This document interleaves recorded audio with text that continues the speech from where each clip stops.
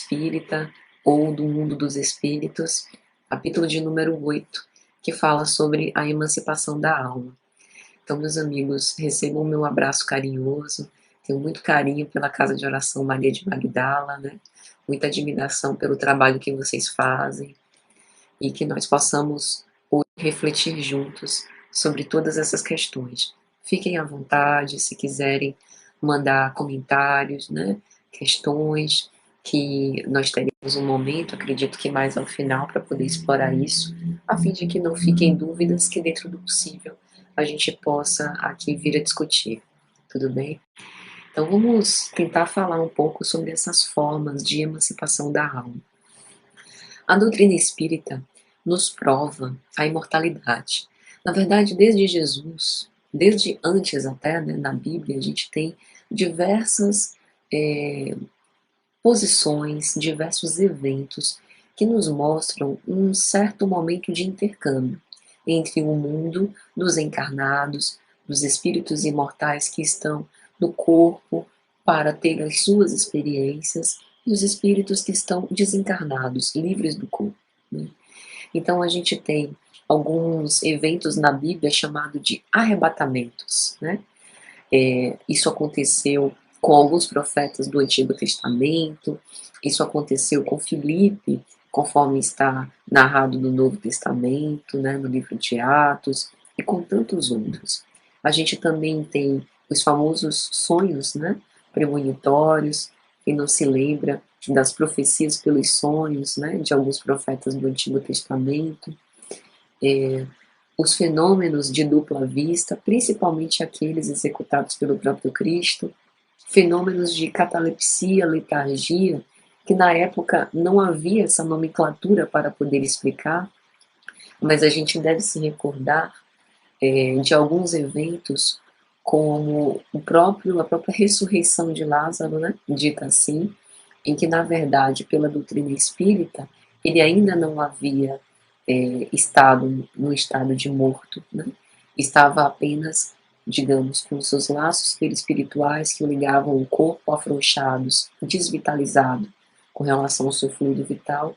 E quando Jesus vai até a casa de Maria e Marta e pede que afastem a pedra e que Lázaro levante, todo aquele fluxo de energias é doado com o objetivo de restabelecer essa conexão ou reforçar essa conexão e ele, entre aspas, volta à vida. A gente também tem um caso no próprio livro de Atos dos Apóstolos que aconteceu com o apóstolo Paulo, né? Um menino que estava ouvindo ele prelecionar, sentado numa janela, cai de uma altura enorme e as pessoas tinham dado esse menino como morto. E Paulo, já nessa época, com as suas faculdades medianímicas em abertura e em expansão, consegue perceber que efetivamente a morte não havia sido consolidada. Então, ao toque de Paulo, ele restitui, entre aspas, a vida, né? Volta, retorna à consciência. Então, todos esses eventos passaram ao longo da história como miraculosos, como extraordinários, como sobrenaturais, porque naquela época a gente não tinha o conhecimento científico que foi nos dado pela doutrina espírita, principalmente, para explicar esses ditos milagres. Então, hoje a gente vai abordar, à luz da doutrina espírita, a explicação de todos eles. Precisamos começar pelo sono e os sonhos. Os especialistas e os estudiosos dos sonhos, principalmente na área da psicologia, na área da neurociência, na área da medicina, alguns defendem que os sonhos nada mais são do que uma elaboração psíquica para corresponder a uma excitação sensorial do nosso corpo. Vamos pensar o seguinte, vamos dizer que nós adormecemos e no meio da noite começamos a sentir uma dor de estômago.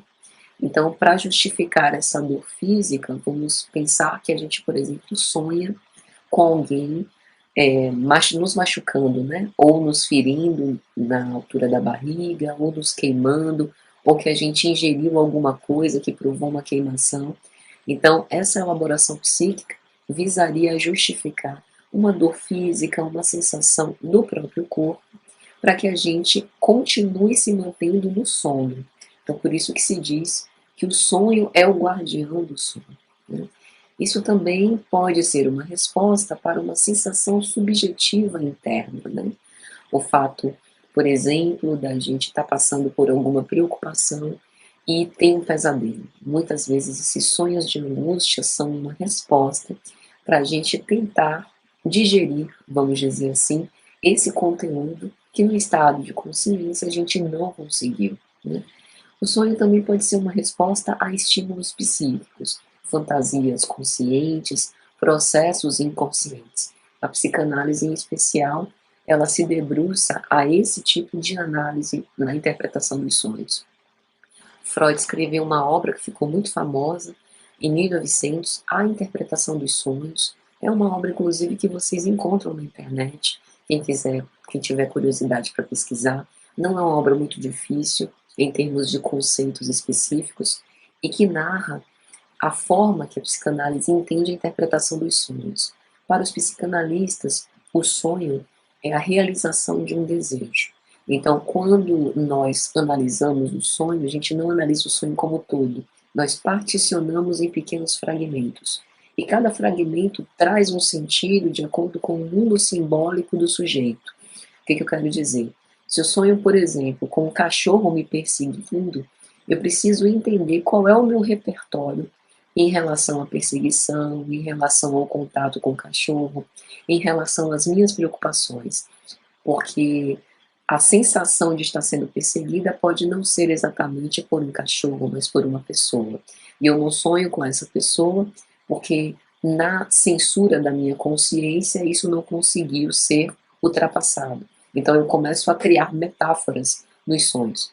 Então a atividade de interpretação do sonho é de justamente traduzir essas metáforas para que a gente atinja os mecanismos inconscientes por trás daquele sonho. Na doutrina espírita, há uma certa interpretação que corrobora esse pensamento das motivações inconscientes, que a gente poderia chamar dos dramas que o espírito imortal vive, e que às vezes não dê sentido nessa existência, mas remonte a existências passadas. Vamos dizer, por exemplo, que enquanto espírito imortal, ainda hoje, eu me aflijo, por exemplo, com um crime que eu cometi em outras existências. Hoje eu já sou uma outra pessoa. Sou Patrícia, pelo menos nessa não cometi crime nenhum, não assassinei ninguém, mas essa culpa inconsciente fica nos refólios da minha alma. Então eu posso, por exemplo, durante o sonho, tentar expurgar um pouco dessa preocupação, um pouco dessa culpa, num sonho de angústia. Em relação à minha vida atual, não teria justificativa, né? Mas pressupondo que eu sou um espírito imortal e tenho uma solidariedade das reencarnações, isso faz sentido. Daí a dificuldade de interpretações que dizem respeito a condições de outras existências, a menos que se faça alguma intervenção como regressão de memória ou coisa que o valha. No Espiritismo, a gente também sabe que alguns sonhos podem ser encontros espirituais. E o sonho é um registro meio desvanecido, meio longínquo, meio apagado dessas experiências que tivemos. Quantas vezes a gente sonha que reencontrou, né, um avô que já partiu, a nossa mãe que já faleceu, e a gente guarda a recordação vívida de um abraço, de um beijo, de um olhar, e principalmente aquela alegria íntima do reencontro, né? E a gente repete para nós mesmos, nossa, mas pareceu tão real, né? E eu não consigo esquecer essa imagem. E às vezes um sonho que tem muitos anos e a gente guarda essa lembrança vívida. Alguns de nós também temos algumas premonições. Não precisa nem de ser nada muito contundente, às vezes um fato simples, que dias depois ocorre conosco, né? Então, tudo isso é possível. Por que é possível? Porque o espírito imortal, durante o sono, tem um relaxamento dos laços que o prendem na carne, e mais emancipado, isso quer dizer, mais desprendido, tem a possibilidade de estar em outros lugares, se encontrar com outros afetos ou desafetos, e também ampliar a nossa capacidade de servir e de compreender. Por isso que, por mais que a gente queira E isso, principalmente para quem estuda sonhos, né, ou trabalha com isso, a gente às vezes fica naquela expectativa, poxa, eu preciso me lembrar dos meus sonhos, né, para poder me entender um pouco melhor, e a gente não lembra. Ou foi um sonho tão bom, a gente guarda a sensação de que foi bom, mas não lembra dos detalhes. Por que às vezes isso acontece? A doutrina espírita também nos explica que isso acontece porque às vezes aquele sonho foi importante para mim enquanto espírito imortal, mas enquanto Patrícia, essa personalidade que aqui estou hoje, não é tão relevante. E mesmo que essa informação seja relevante no momento azado, no momento preciso, isso poderá vir como inspiração, intuição, mas nem sempre a gente vai conseguir se recordar. Além da questão do aparato neurofisiológico, neuronal cerebral, ou seja, aquilo que acontece, né, que é registrado de certo modo nas tessituras sutis do perispírito, quando a gente passa, né, volta, digamos assim, a estar mais acoplado com o corpo físico que a gente desperta, nem sempre esses pensamentos e essas recordações conseguem passar por todas as barreiras da consciência. E por isso, às vezes, a gente não guarda a recordação. Né? Na questão 401 de O Livro dos Espíritos, Kardec vai analisar se o sono funcionaria como repouso para a alma. E os espíritos são categóricos. O espírito jamais está inativo. E a gente vai para onde a gente tem sintonia psíquica. Daí o fato da gente falar com tanta veemência da importância da oração, da prática do bem, porque em emancipação nós somos mais nós mesmos, enquanto espírito imortal. Né? E há uma grande liberdade do espírito durante o sono. Na questão 402, quando Kardec começa a analisar a função do sono e dos sonhos, os imortais vão dizer que o sonho liberta em parte a alma do corpo. E isso deve nos ensinar a não temer a morte, pois morremos todos os dias. Né? O sono ele influi muito mais do que pensamos sobre a nossa vida. É a porta que Deus nos abre até os nossos amigos do céu, se referindo a essa possibilidade do reencontro. Então, se fosse assim, nós mal deveríamos esperar pela hora do repouso, porque é a nossa libertação. Mas o que a gente vê na vida cotidiana é que o sono, para muitas pessoas, é inquietante. E a qualidade do sono afeta muito diretamente a saúde mental. A gente vê, principalmente nesse período que a gente está passando, o período da pandemia, que inevitavelmente nos pegou como um flagelo. Para cada pessoa, a pandemia teve consequências muito específicas. Alguns de nós perdemos entes queridos muito próximos, outros passamos pela própria enfermidade, pela Covid, estamos aqui vivos, outros ainda tivemos muitas dificuldades financeiras de nos manter. Então, isso inevitavelmente também acabou tendo uma repercussão na qualidade do nosso sono. E a gente viu, principalmente nesse tempo, o aumento, por exemplo, do índice de suicídios e tentativas de suicídio, aumento de adictos, de viciados em drogas, em álcool, né, e outras adicções. A gente vê eclodir os casos de transtorno de ansiedade, síndrome do pânico, transtorno depressivo e o uso de fármacos psicotrópicos, principalmente ansiolíticos, que induzem ao sono. Então, esse uso também discriminado, né, de benzodiazepínicos pela automedicação acaba nos dando uma falsa paz e atrapalhando muito esses fenômenos, né, esse uso de tranquilizantes. Então, a gente vê que essa insegurança sobre o que a gente pode encontrar, sobre perder o controle, deixa a gente com uma mente muito acelerada, com dificuldade de se desligar. E isso acaba afetando essas formas de emancipação que também funcionam para aquele sono revigorante, para que a gente consiga ter mais forças para a luta. Na obra No Mundo Maior, pelo espírito André Luiz, há um caso de uma cristã que passa por um drama emocional muito profundo, se eu não me engano, o nome dela é Antonina, e ela tenta, ou melhor, ela pensa em tentar suicídio. Ela gostava muito de um rapaz, esse rapaz a engana e a abandona por ela ser pobre e, na opinião dele, ela não ser bonita, e ela pensa em abandonar a vida. E durante o sono, ela se encontra em emancipação da alma com o seu mentor espiritual, que tem uma conversa muito franca com ela. Antonina, pelo amor de Deus, o que é que você está fazendo da sua vida? Eu estou aqui te esperando, te encorajando para que você se mantenha nas lutas. Como que você vai deixar um fato como esse, que foi uma frustração, uma grande decepção, arruinar o seu progresso espiritual como espírito imortal, né? Volte para o corpo, você ainda tem uma missão muito importante para fazer. Ela cuidava, ela era tia, né, de uns meninos, e ela cuidava desses meninos como se fossem seus filhos, né?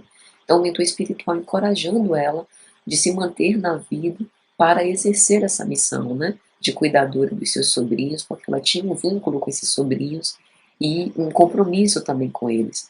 Então, o que eu estou querendo dizer? Às vezes, por algumas formas de fuga, de apaziguadores falsos na nossa sociedade, a gente perde a oportunidade de aproveitar esses fenômenos de emancipação da alma para que também a gente possa se reestabelecer, né? Então, esse resgate do prazer de viver também se dá, também é uma das funções desses fenômenos de emancipação.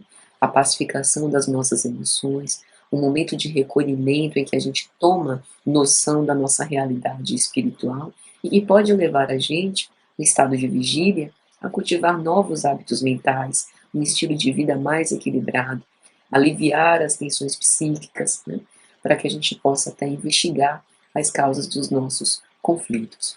Então, é muito importante a gente pensar nesse tipo de coisa para que a gente saiba o quanto os sonhos, principalmente, falando agora deles, né, são importantes para a nossa vida enquanto espírito. Kardec vai analisar a questão do pressentimento. E aí a resposta dos espíritos imortais é muito lógica, né? Como durante o sono a alma está mais ou menos sob a influência da matéria, as preocupações da vigília também podem dar a aparência do que se deseja ou do que se teme. Ou seja, uma também das respostas das possibilidades de um sonho é simplesmente a gente dorme com uma preocupação e no sonho a gente tem o desdobramento disso. Então, não necessariamente é um pressentimento, é uma premonição de algo que vai acontecer, né? Isso só vai conseguir, a gente só vai conseguir ter certeza disso quando realmente acontecer. O Divaldo até brinca sobre isso, né? Que ele fala que uma moça certa vez perguntou para ele: Divaldo, como é que eu sei que o meu sonho é uma premonição? E aí ele responde: Ô minha filha, só tem uma forma. Espera acontecer o fato que você sonhou, e aí, se acontecer de novo, foi uma premonição. Não tem como saber antes, né? Então, pode ser que não tenha relação com o que se passa nessa nossa vida corporal, pode ser uma lembrança, uma vivência de um pressentimento futuro, uma recordação mais ou menos deturpada do passado, mas só dá para acontecer quando e se acontecer, né? E na obra de André Luiz, Libertação, no capítulo de número 10, tem uma observação do instrutor espiritual que eu acho bastante interessante, né? Que tem a ver com isso que a gente falou, que na emancipação da alma nós somos mais nós mesmos. Ele narra a observação do caso de uma mulher belíssima que adormece e ele consegue observá-la desdobrada do corpo. Aí ele vai dizer: não lhe vi os mesmos traços fisionômicos na organização perispiritual que abandonava a estrutura carnal, entregue ao descanso. Alguma semelhança era de se notar, mas afinal de contas a senhora se tornara irreconhecível. Ela estampava no semblante os sinais das bruxas dos velhos contos infantis. A boca, os olhos, o nariz, os ouvidos revelavam algo de monstruoso. O que isso quer dizer? Os nossos hábitos mentais conformam no nosso íntimo a nossa verdadeira forma espiritual. Essa forma, essa aparência externa é meramente estética e material. Muitas vezes o corpo nos esconde da nossa realidade interior. E é até importante que isso aconteça para dar a condição, inclusive, da gente se reinventar, da gente se reformar. Mas a nossa realidade verdadeira, né, a nossa realidade legítima, ela é a realidade espiritual. E em emancipação da alma, a gente consegue, pelo menos pelo sono, uma vez a cada dia, se dar conta disso e guardar essas recordações nos refólios da nossa alma. Só que o sono é apenas uma forma de emancipação. A gente não precisa exatamente do sono para a emancipação da alma. Para quem quiser se aprofundar nesse assunto, eu recomendo o livro Diversidade dos Carismas, Estudo e Prática da Mediunidade, por Hermínio Corrêa de Miranda. Uma obra maravilhosa, muito fácil de ler. Hermínio, um pesquisador, um investigador nato, mostra para a gente as peripécias de Regina com sua mediunidade, né? Regina é a personagem principal da obra e ela procura psicólogos, psicanalistas, para tentar entender, né, como que foram despertadas essas faculdades medianímicas que ela não conseguia explicar, muito simples, né, não tinha esse conhecimento espiritual, digamos assim, e aos poucos, tateando com o auxílio do seu mentor, ela vai se dando conta dessas faculdades e do desenvolvimento dessa mediunidade com base naquilo que Jesus nos preconiza. Então, em um trecho da obra, no capítulo que se chama A Busca da Sanidade, Hermínio vai dizer: lembra Regina ainda que muitas dessas experiências reveladoras que lhe aconteciam ocorriam em plena vigília, sem nenhum transe, sem desdobramento ou sono do sonho. Regina tinha recordações espontâneas, lembranças espontâneas. Estava aqui conversando com a gente, dali a pouco lhe vinha uma impressão de outro tempo, em que ela estava vestida de outro modo, que ela cometia certos atos completamente diferentes da personalidade que hoje a animava. E aí Hermínio vai concluir: conforme vimos, ela vivia literalmente duas realidades fundidas em uma só, sem entender o que se passava com ela. Então essa é a realidade de muitos médiuns ostensivos, né? Chico falava sobre isso, Divaldo também, quando ele trabalhava, né, no departamento público, que às vezes, isso aparece inclusive no filme dele, né, às vezes ele não conseguia distinguir o que era realidade espiritual e realidade material, né? Aqueles que já haviam falecido apareciam na repartição, conversavam com ele, às vezes pediam atendimento como se fosse uma pessoa viva, e ele conversava com a pessoa, tentava achar a ficha, e os colegas, não, essa pessoa já faleceu há muito tempo, você está conversando com o outro, né? Então é importante também a gente naturalizar isso, né? Isso não é necessariamente uma psicopatologia, a doutrina espírita nos explica muito bem, pode até ser, mas no caso, por exemplo, de Divaldo, desses médios ostensivos, é uma faculdade legítima, natural, nada de sobrenatural, que também mostra essas outras formas de emancipação da alma, né? Os encontros espirituais, há relatos lindíssimos na obra da codificação e também na literatura mediúnica, né? Nessa mesma obra, Libertação, de André Luiz, o benfeitor espiritual vai até dizer, ele coloca uma estatística.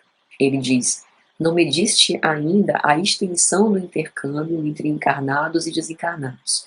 A determinadas horas da noite, 75% da população, 3/4 da população terrestre, se acham nas zonas de contato conosco. E a maior porcentagem dessas, semi-libertos pelo corpo, pela influência natural do sonho, permanece detida nos círculos de baixa vibração, qual este em que nos movimentamos provisoriamente. Então, das pessoas que dormem, 75% conseguem se emancipar para ir para outro lugar, que nem o quarto, que nem ficar presas ainda no envoltório físico. Tem a possibilidade de se libertar, mas por alguma razão não desejam ou não podem. E desses, né, 75% que se emancipam, boa parte deles não alça voos para outras esferas de trabalho, de aprendizado, para encontros espirituais com familiares que já partiram ou com aqueles que fazem parte da sua família espiritual, mas permanecemos detidos em círculos de baixa vibração. Por quê? Porque é nesses círculos de baixa vibração que nós, ao longo do dia, pelos pensamentos que vitalizamos, nos detemos. Então, quando pela emancipação da alma, pelo sono, a gente consegue se libertar, para onde é que a gente vai? para onde a gente já tem sintonia. Então, se a gente quiser ir, né, fazer uma visita a colônias espirituais durante o sono, se a gente quer ser útil durante o sono, ir para estações de trabalho, para estações de aprendizado, para o socorro de necessitados, né? Tantas pessoas que sonham com isso, né? Nossa, essa noite eu sonhei que eu estava com um grupo, pareciam enfermeiros e médicos, e eu dava assistência a algumas pessoas, né? Ajudava de algum modo. Então, se a gente quiser efetivamente viver isso durante o nosso sono, repouso físico, durante o dia os nossos hábitos mentais, a nossa atitude mental tem que estar condizente.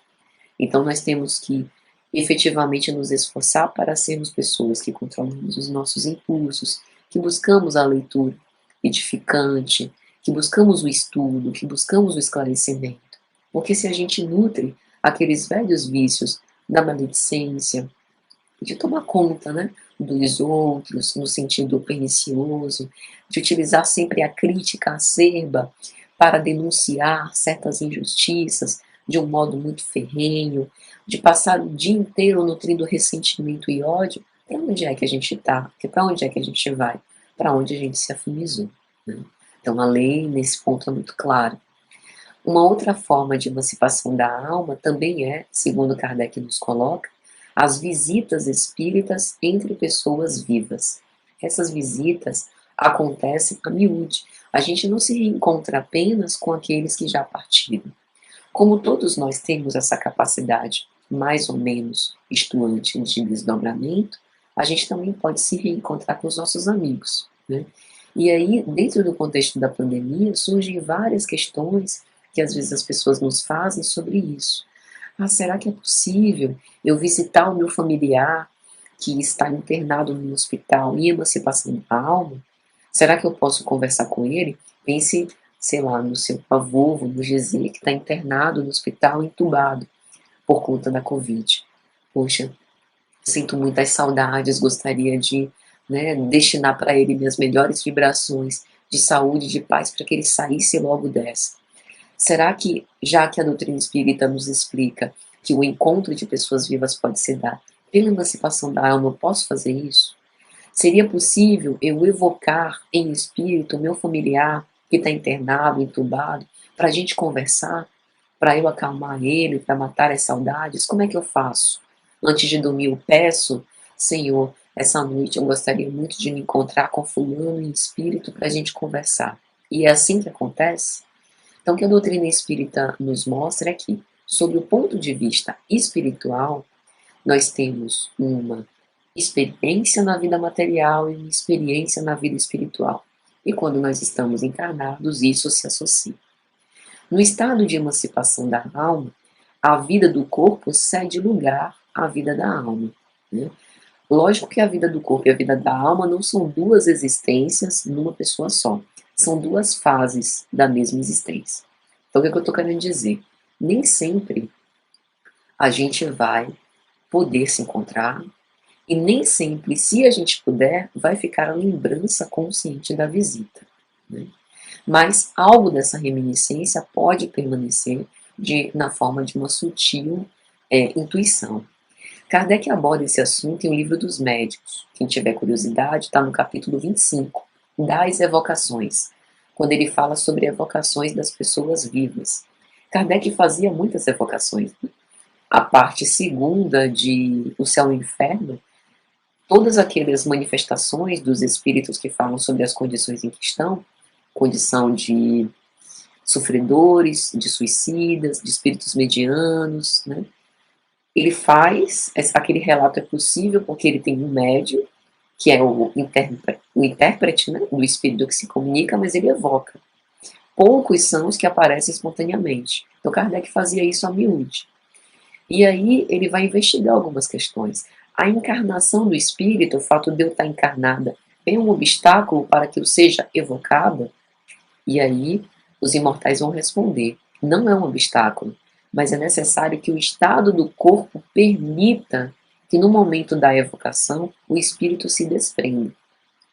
Com tanto mais facilidade vem o espírito encarnado, quanto mais elevado ele for em relação à categoria do mundo, ou seja, depende do nosso progresso moral. E aí ele questiona: pode-se invocar o espírito de uma pessoa viva? E os imortais admitem: pode-se, visto que se pode evocar qualquer espírito, encarnado ou desencarnado, né? E nesse ponto, sobre aquele familiar que está internado no hospital, se eu posso conversar com ele, a gente vê pela codificação que de poder pode, mas nem sempre será possível relembrar, como a gente já disse, e pela prece, em estado de vigília, é possível não apenas dialogar com ele mentalmente, né, mas rogar por ele e receber a intuição dessa resposta, né.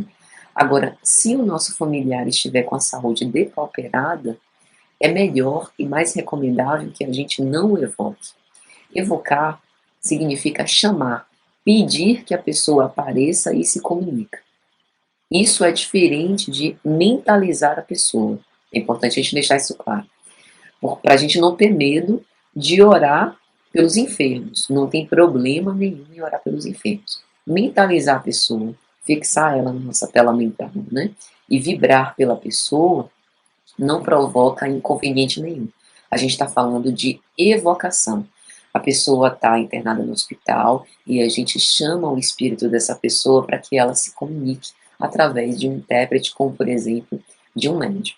Então, isso traz inconvenientes, sim, a depender das condições que a pessoa encarnada em se ache.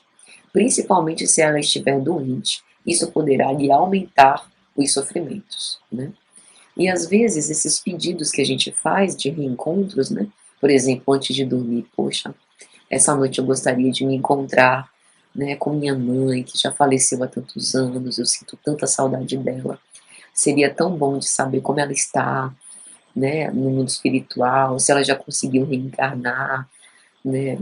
Queria tanto conversar com ela sobre a saudade que eu sinto, os bons tempos que a gente passou juntos, né? Se eu pedir isso em prece, isso efetivamente vai se realizar? Os espíritos respondem a Kardec algo muito interessante. O que o homem resolveu, o espírito está bem longe de seguir. Isso tem a ver com aquilo que a gente falou, da gente ter duas fases da mesma existência. Aquilo que para mim, enquanto personalidade, Patrícia, seria muito bacana, morro de saudades da minha mãe, gostaria muito de conversar com ela, às vezes não é tão interessante para o espírito imortal que eu sou, né, com várias experiências colecionadas. Então, às vezes eu posso preferir, em emancipação da alma, buscar outros caminhos, né? Os espíritos dizem: a vida do homem interessa pouco ao espírito quando este está desprendido da matéria, né? A sua vontade em estado de vigília não é uma razão para que necessariamente o espírito visite afetos conhecidos. Não significa que, enquanto espírito imortal, eu não goste verdadeiramente da minha mãe. Mas é possível que, enquanto espírito imortal, outros apelos se substituam a isso. E até a percepção, por exemplo, de que ela está bem ou de que ela, nesse momento, não está em plenas condições, né, de um reencontro. Como espírito, é mais fácil de eu perceber e aceitar essa realidade do que enquanto personalidade, Patrícia. Uma outra questão que também nos surge na emancipação da alma, nesse assunto, é a transmissão oculta do pensamento, né? Que algumas pessoas chamam até de telepatia, né? Que nada mais é do que a emanação de formas de pensamento.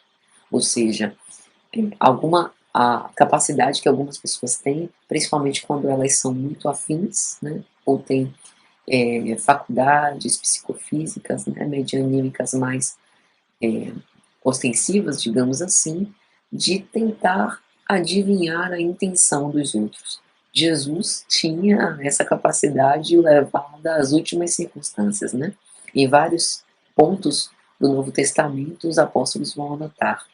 E adivinhando-lhes os pensamentos, referindo-se a Jesus em relação, principalmente aos fariseus e escribas. E uma das coisas interessantes que os imortais vão dizer para a gente é uma frase que eu acho muito interessante: quando dizeis que uma ideia está no ar, usais uma figura mais justa do que acreditais. Cada um contribui em propagá-la sem suspeitar. Esse termo de transmissão oculta do pensamento foi empregado por Kardec, e mais tarde o termo da telepatia foi sugerido por um estudioso chamado Frederic Mires, e acabou sendo adotado em trabalhos, né, psicológicos, e que significa nada mais, nada menos do que a transmissão do pensamento e das sensações feitas pelo espírito de um indivíduo sobre outro, sem que se precise pronunciar uma palavra sequer, sem que seja escrito um vocábulo ou feito qualquer sinal. Na obra Mecanismos da Mediunidade, pelo espírito André Luiz, no capítulo em que ele fala sobre cérebro e energia, corrente do pensamento, ele diz que o pensamento é essa força sutil e inexaurível do espírito. Então, de fato, a linguagem dos espíritos é pensamento a pensamento. E essa transmissão oculta do pensamento é muito mais natural do que a gente poderia considerar, né? Também na Revista Espírita, de 1864, de outubro, Kardec aborda a transmissão do pensamento, em que ele vai dizer que a gente já sabe que os espíritos não necessitam de linguagem articulada. Inclusive, é por isso que espíritos que, nas últimas encarnações, tiveram experiência, né, de estarem encarnados em países em que se falavam idiomas diferentes do francês, no caso de Kardec, conseguiram se comunicar através dos médiuns que não tinham proficiência nessa língua naturalmente. Por quê? Transmissão do pensamento. Não é necessário a linguagem articulada, ou seja, não é preciso que eu fale, alguém consiga traduzir isso para o seu idioma, né, elabore uma resposta e traduza de novo no meu idioma para que eu possa entender. A transmissão, pensamento ao pensamento, torna essas comunicações mais rápidas e mais fáceis, né? Então ele explica, os espíritos se entendem sem o recurso da palavra, só pela transmissão do pensamento, que é a nossa linguagem universal. Então acontece por vezes entre os homens, também entre os espíritos encarnados, e por essa razão, essa é uma das faculdades do espírito, né?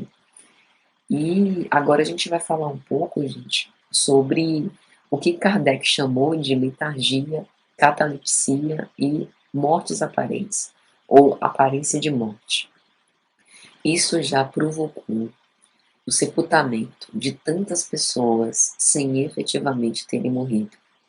Porque uma análise médica, né, uma análise física, comprova sinais, inclusive, de apodrecimento dos tecidos. É incrível, incrível. Não é só a pessoa parece que está dormindo, né? Está com os olhos fechados e respirando assim numa frequência e num fluxo muito baixo, a ponto de se tornar imperceptível. Efetivamente, a aparência é de que a pessoa morreu. E a gente se pergunta qual a serventia, né, qual a finalidade a que se destina uma forma de emancipação da alma dessa forma, né, em que a pessoa paralisa um membro ou paralisa o corpo inteiro e tem a aparência de morte, né? E o que a gente vê estudando a codificação é que a finalidade é a mesma das outras finalidades de emancipação da alma. Libertar-nos temporariamente dos laços, né, afrouxar esses laços que nos ligam ao corpo, para que mais desdobrados, mais emancipados, a gente tenha a condição de ter outro tipo de experiências, né? No capítulo 11 de João, a gente tem aquele caso dramático de Lázaro. O evangelista vai nos citar, né? Disse Jesus, nosso amigo Lázaro dorme, mas eu vou despertá-lo. E aí quando Jesus diz isso, os apóstolos, principalmente Pedro era o inquisidor, né, dos apóstolos. Pedro faz as perguntas que eu penso que a gente faria se lá estivesse, né? E aí ele pergunta, mas Senhor, qual a necessidade de você se deslocar daqui para Betânia, onde Lázaro jazia, com o objetivo de despertá-lo se ele dorme? Se ele dorme, deixa ele dormir, né? Qual a necessidade de ir lá despertá-lo? Jesus utiliza a linguagem que eles podiam entender naquela época. Não é exatamente um sono normal, entre aspas, né? um sono como a gente está habituado. É uma forma de emancipação que ele não podia explicar como aparência de quase morte, letargia ou catalepsia, que foram nomes e conceitos que vieram depois. Né? Então essa também é uma faculdade medianímica. Na obra Recordações da Mediunidade, por Ivone do Amaral Pereira, uma obra maravilhosa também, mais uma referência.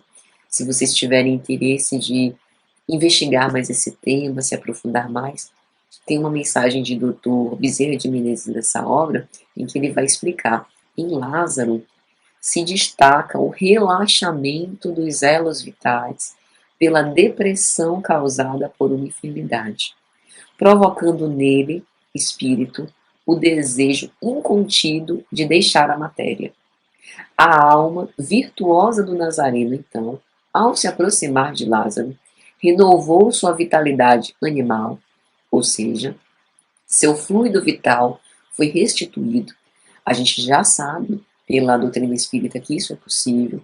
Kardec analisa em outros momentos, né, em O Livro dos Espíritos, ele pergunta: alguém que está prestes a morrer, é possível que um outro encarnado transmita para ele fluido vital com o objetivo de mantê-lo um tempo mais no corpo?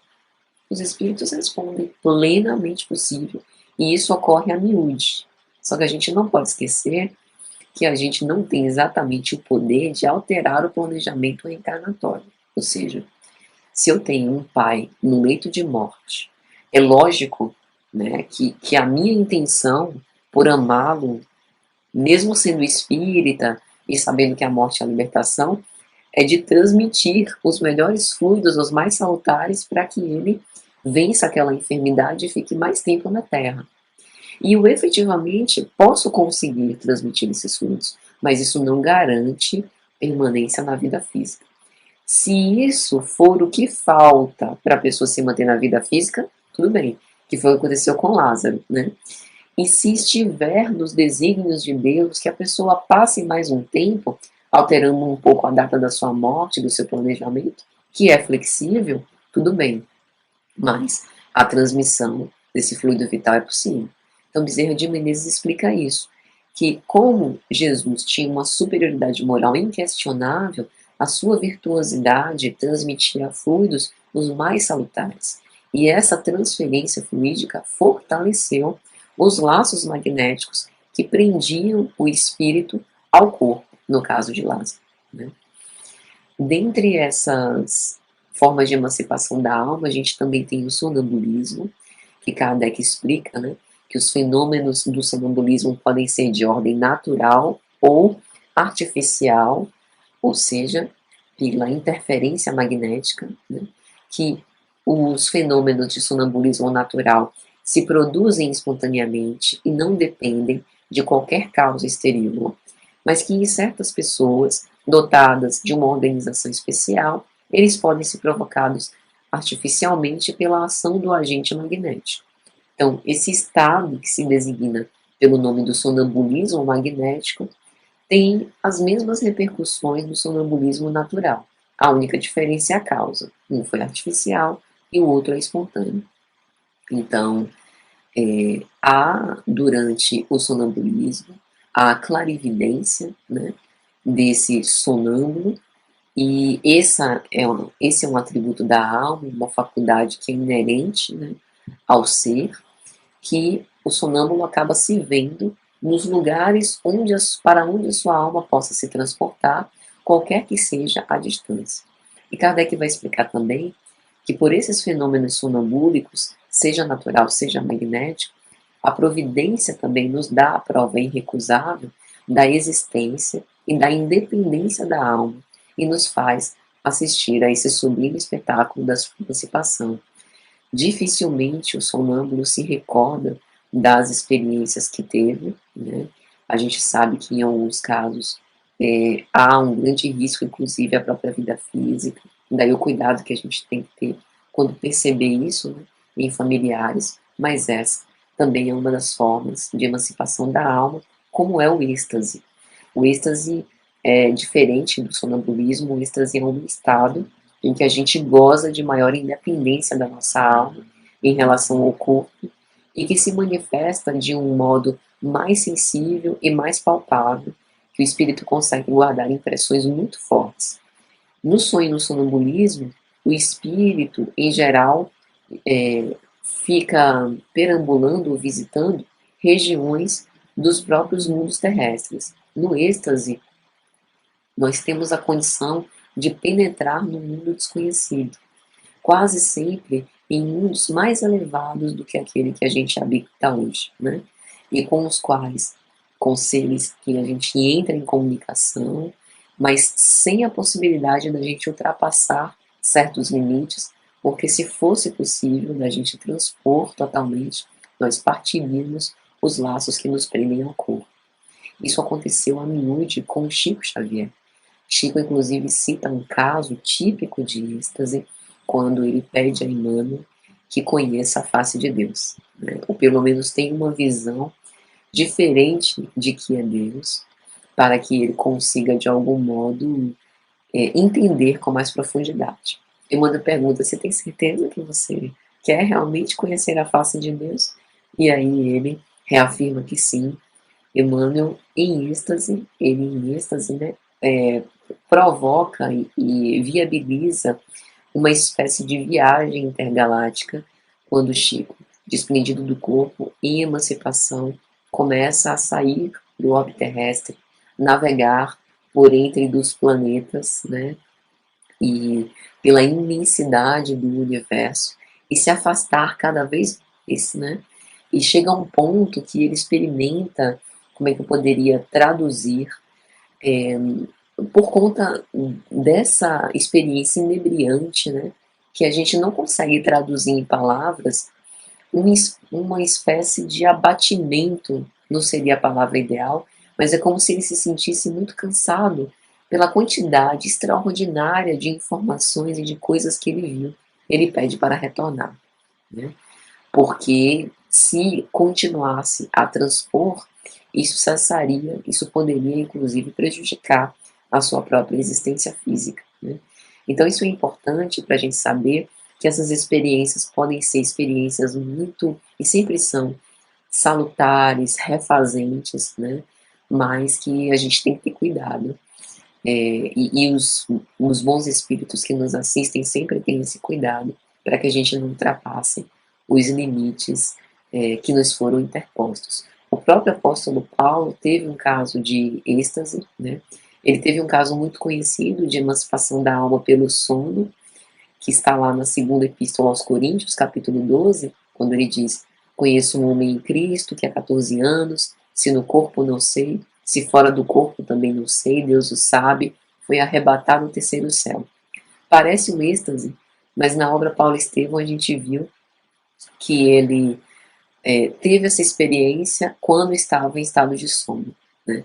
E tem um outro êxtase que está narrado no livro de Atos, capítulo 22, que ele vai dizer que quando ele estava indo para Jerusalém, já próximo do fim da vida, né, quando ele orava no templo, foi arrebatado para fora de si e encontrou-se com Jesus, e Jesus dizia: dá-te pressa e sai apressadamente de Jerusalém, porque não receberão o seu testemunho acerca de mim, né?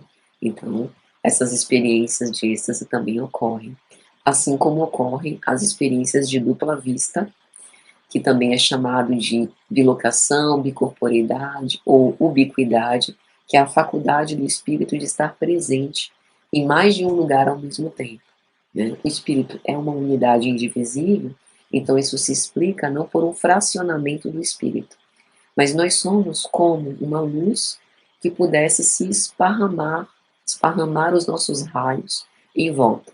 Quanto mais evoluídos moralmente, maior a possibilidade dessa faculdade.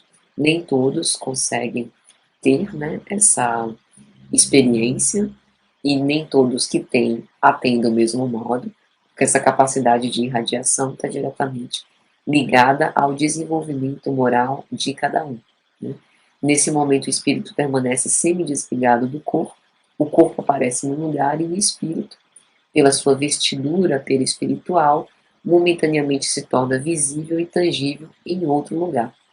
Então, Kardec explica que essa bicorporeidade é natural, como todas as outras formas de emancipação da alma, que decorrem de propriedades do perispírito, e ele relata no Livro dos Médiuns dois casos, de Santo Afonso e de Santo Antônio de Pádua, muito conhecidos. Ele fala de Santo Afonso de Ligório, que foi canonizado antes do tempo prescrito, por se haver mostrado simultaneamente em dois lugares diversos, o que à época passou por milagre. Hoje a gente sabe que não é milagre, é algo natural.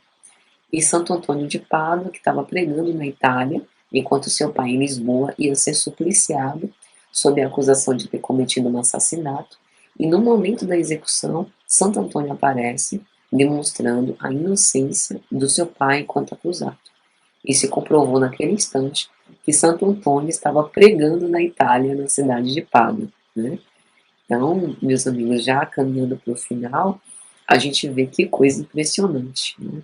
E o quanto que a emancipação da alma pode se verificar tanto no estado de vigília, quanto por ocorrência do sono, né? O fato é que todos esses fenômenos atestam a nossa imortalidade, a nossa vida espiritual, e o quanto que nós temos condição de, através desses diversos fenômenos e mecanismos, nos apropriar mais de conhecimentos, de encontros, de entendimentos, com a finalidade da gente crescer sempre para Deus. Então, espero que tenha sido de alguma sorte útil, que tenha sido claro, lúcido, e muito obrigada mais uma vez.